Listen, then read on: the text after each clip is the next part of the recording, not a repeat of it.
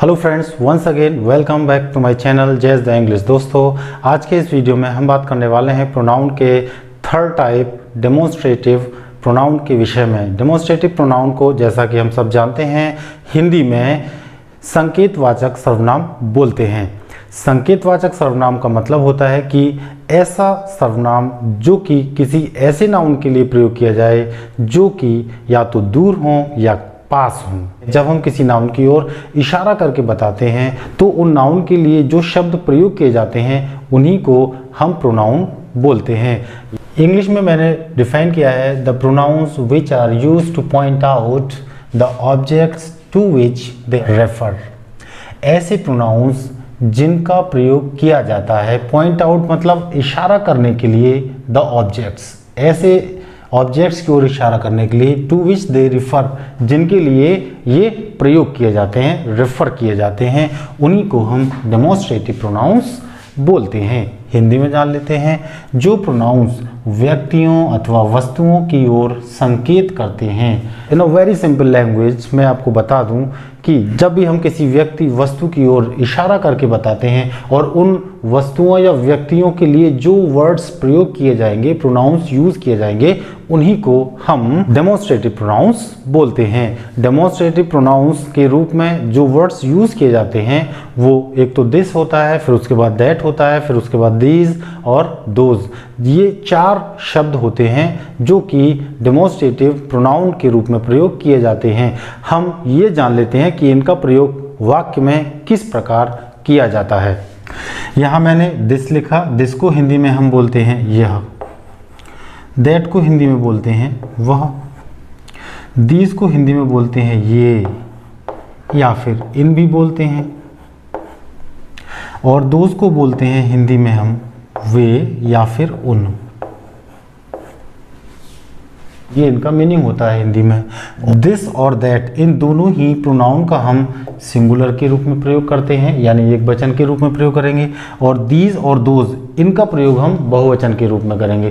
पहली बात हमको ध्यान रखनी है कि दिस और दैट दोनों ही प्रोनाउन का प्रयोग करते हैं सिंगुलर के फॉर्म में, और दीज और दोज इन दोनों का प्रयोग करते हैं हम प्लूरल के रूप में।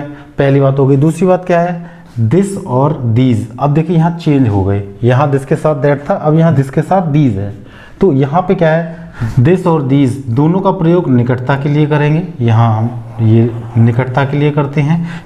यदि कोई चीज़ सिंगुलर है, पास में है, और प्लूरल है, पास में है, तो हम सिंगुलर के लिए दिस का प्रयोग करेंगे और प्लूरल के लिए दीज का प्रयोग करेंगे।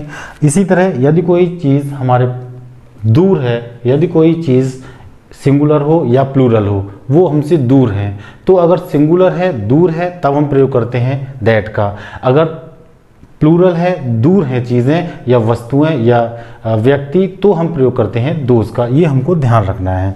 दैट और दोज इनका प्रयोग करते हैं हम दूरी के लिए। यह एग्जाम्पल देखेंगे। पहला एग्जाम्पल हमने लिखा है this is a good book. यहाँ मैंने लिखा दिस, दिस माने यह, तो यहाँ दिस का प्रयोग किया गया है प्रोनाउन के रूप में। कौन से प्रोनाउन के रूप में?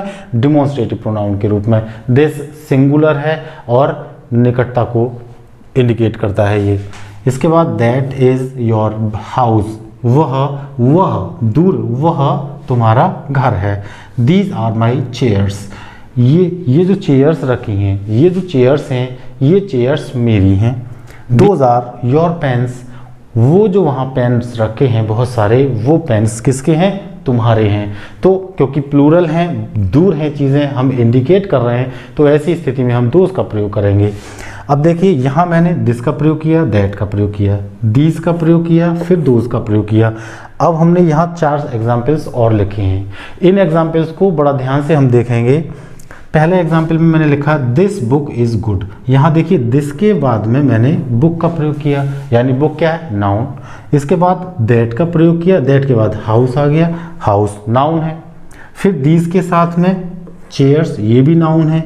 दीज दोज के साथ में पेन्स, ये भी नाउन्स है। तो हम देख रहे हैं कि चाहे दिस हो, चाहे दैट हो, चाहे दीज हो, चाहे दोज हो, इन सब के बाद कोई ना कोई नाउन आ रहा है। तो ऐसी स्थिति में ये सारे के सारे जो वर्ड्स हैं, ये यहाँ प्रोनाउन का काम नहीं कर रहे हैं, ये यहाँ पे किस तरह से फंक्शन कर रहे हैं, ये यहाँ पर एडजेक्टिव के रूप में फंक्शन कर रहे हैं। कौन से एडजेक्टिव्स? डेमोन्स्ट्रेटिव एडजेक्टिव्स के रूप में यहाँ पर ये चारों वर्ड्स कार्य कर रहे हैं। तो we must have to remember one important point, and the most important point is that if the demonstrative pronouns are followed by nouns, then we can say that those pronouns are not used as demonstrative pronouns, rather they are used as demonstrative adjectives। तो हमको ये ध्यान रखना है कि अगर इनके बाद में noun आए तो ये किसके रूप में काम करेंगे?